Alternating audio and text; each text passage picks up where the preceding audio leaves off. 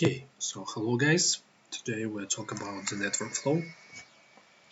So today's plan, first we'll talk about the definition of the network flow. Then we'll talk about what is the min cut, then what is the max flow, and then we'll talk about the fourth Fulkerson algorithm that finds the max flow and min cut. So let's get started. Why do we need to use network flow? Network flow can be used in many kind of real-world problems, and here are the examples of applications of the network flow. By using network flow, we can determine how much data can be sent from one point in the network to another point, how much traffic does a freeway system sustain for travel between two cities, and how profitable could a manufacturing supply chain be. All these questions can be answered by using of the network flow. So let's start with the definition. Flow network or network flow is a directed graph G with vertices V and E with the following features. Each edge has non-negative capacity, so there is no negative values in a graph. Like we have directed weighted graph, and there is no negative values. We have single source S that belongs to that is one of the vertex, and we have single sink T that is also vertex. So for example here, this is example of the this is a graph where we can apply the network flow. So this is the vertex S, which is our source, and this is the vertex T, which is our sink vertex. As you can see, each edge has its own capacity, and there is no negative values.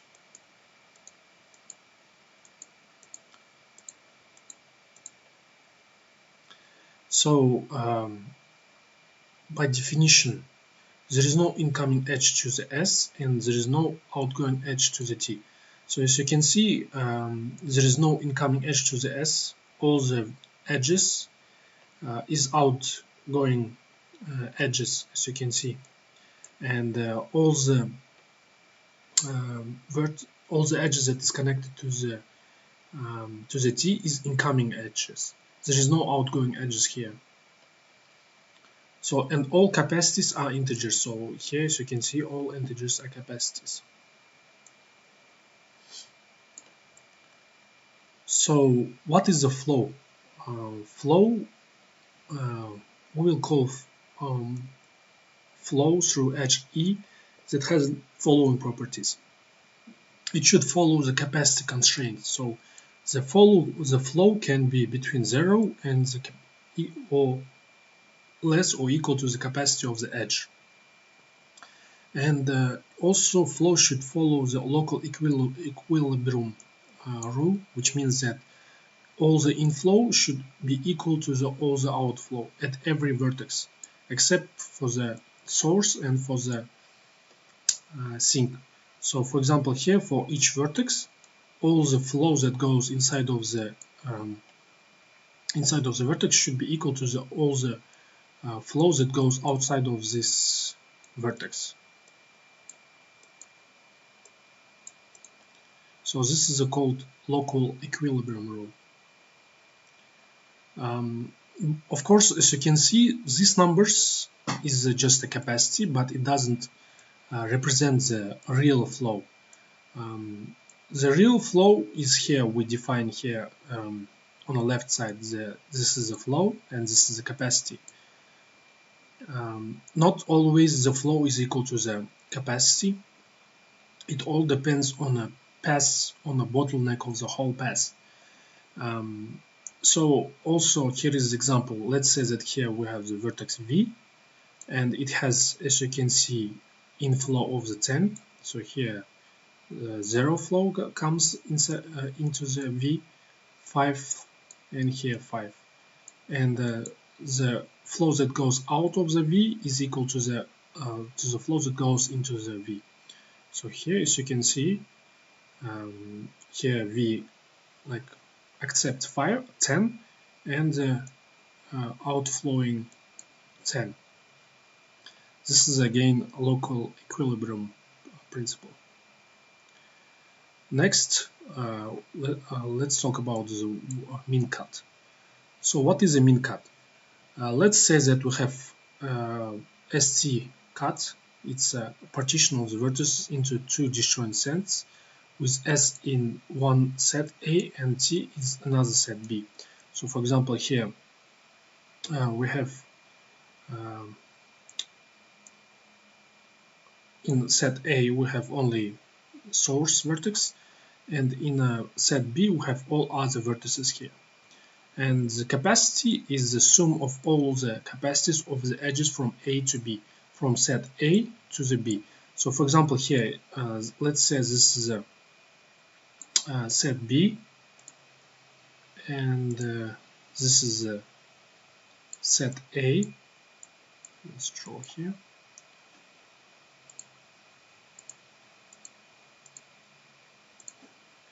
And the capacity is the sum of all the capacities of edges that goes from A to the B. So as you can see, we have three edges here, 1, 2, and 3. And the capacity between set A and set B is equal to the 30, because it's sum of all these capacities. And for example, another example with different set of vertices. For example, this set is set A, and this set is set B.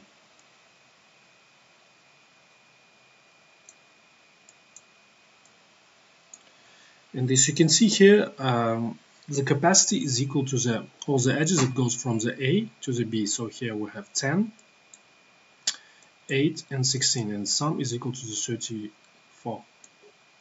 And we don't need to count the edges that goes from B to A. So for example, we don't need to count this edge, because this edge goes from the B to the A. We count only the edges that goes from A to B. So here is the question. In the network flow, here as you can see, let's say that we have set A, which includes S, 2, and 4. So these three vertices, and another vertex is this one. So what is the capacity? Think about that, and during the lesson we will discuss the answer.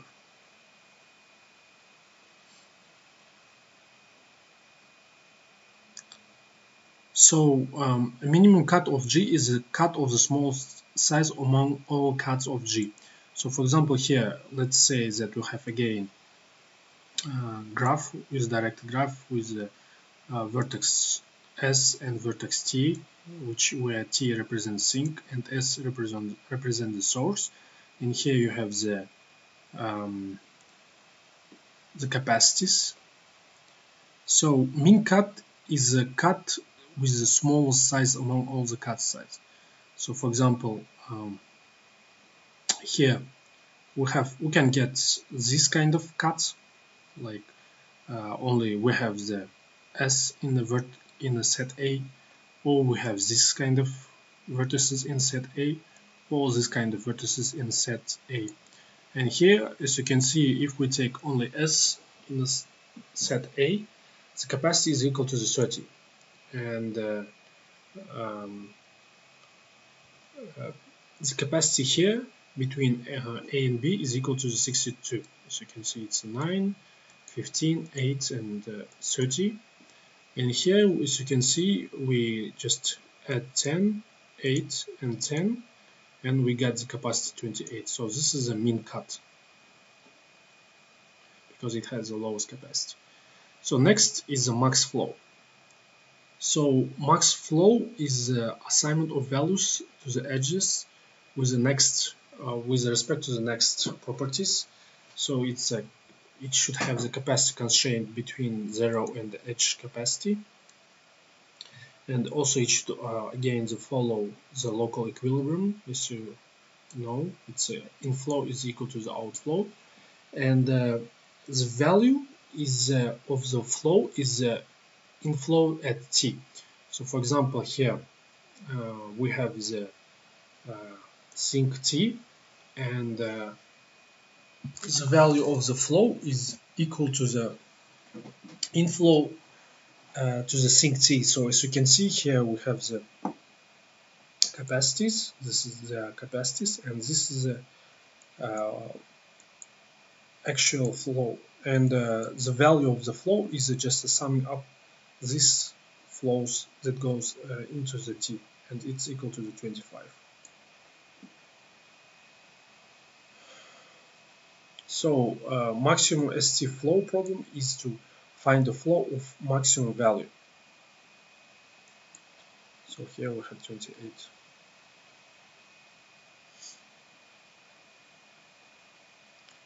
Of course, this is not max flow. This number can be increased, and in order to find the max flow, we can use Ford-Fulkerson algorithm. So here, guys, what is the value of the flow here in this graph? Think about that a couple of minutes, and during the lesson we will discuss the answer. So next we'll talk about the Ford-Fulkerson algorithm. So what do we do in Ford-Fulkerson's algorithm? We start with zero flow. As you can see, all the flows by default it's equal to 0. And here on the right side we have the capacities. So what do we do? We need to find augmenting paths, an undirected path from S to T such that we can increase the flow on forward edges. So for example, the first augmenting path can be this one. This path, by the way, can be found by using the depth first search algorithm. If we apply DFS, also we can apply the breadth first search. But in order to find the path, we can apply the depth first search. And so here, the flow of this path is equal to the 10. Why 10? Because the bottleneck of this path is equal to the 10. So 10. So this edge has the lowest capacity among all edges,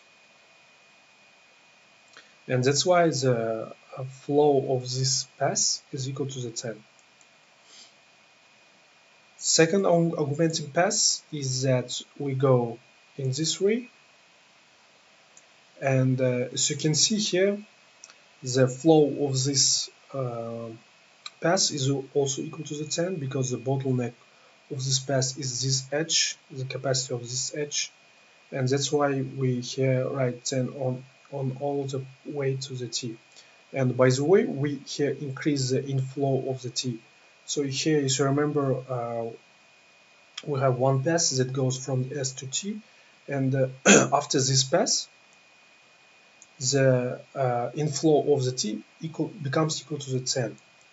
And after finding the second path, the inflow of this sink T is equal to the 20. And third augmenting path is can be done next. We go in this with this edge. Then here we can go in a backward edge. In a backward edge, because as you can see, this edge goes in this way, and it has the flow of the equal to the 10. But if you take a look on this path, you will see that the bottleneck of this path is equal to the 5. So here we write 5, 5, and when we go backward edge, we subtract from the actual flow the 5. and the flow of this edge becomes equal to the 5. Then we go in this way and in this way, and here we add 5 more flow, and it's equal to the 25. And as you can see, this vertex follows the principle of the local equilibrium. So its inflow is equal to the outflow. So for example, from this edge, we have 5 incoming, and here 5 incoming, and outflow is equal to the 10. Why we use this backward edge? Because it was necessary to just to use this vertex. Because if you would take a look, you would see that this vertex wouldn't be used, and we wouldn't be able to maximize our inflow into the T. And that's why we had to use this backward edge. And after using, we increased our inflow to the 25. And another pass, we can use the first augmented pass. We can go by this way, and if you take a look on this pass, you would see that the maximum flow that we can use here would be equal to the 3. Why 3? Because here we have the 5, and the maximum flow that we can increase would be here, from 5 to the 8. So this is a bottleneck of our pass, of the first augmenting pass.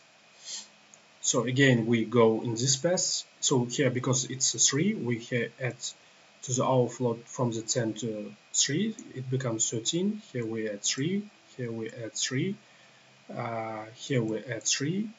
Because this is a backward edge, we subtract from 5, 3, and we have 2. Here we have 8, we add 1, 3, and here we add 3 more, and our inflow is equal to the 28. So what are the general instructions of the Furth-Fokker set? We start with the zero flow, and while there exists an augmenting pass, we need to find augmenting pass. We need to compute the bottleneck of the capacity. We need to find the edge with the lowest capacity, and our flow will be equal to that lowest capacity, and increase flow on that pass by bottleneck capacity. So that's it. Please read the book CLRS chapter 26 for information about the net effect flow. That's it. Good luck. Thank you very much. Bye.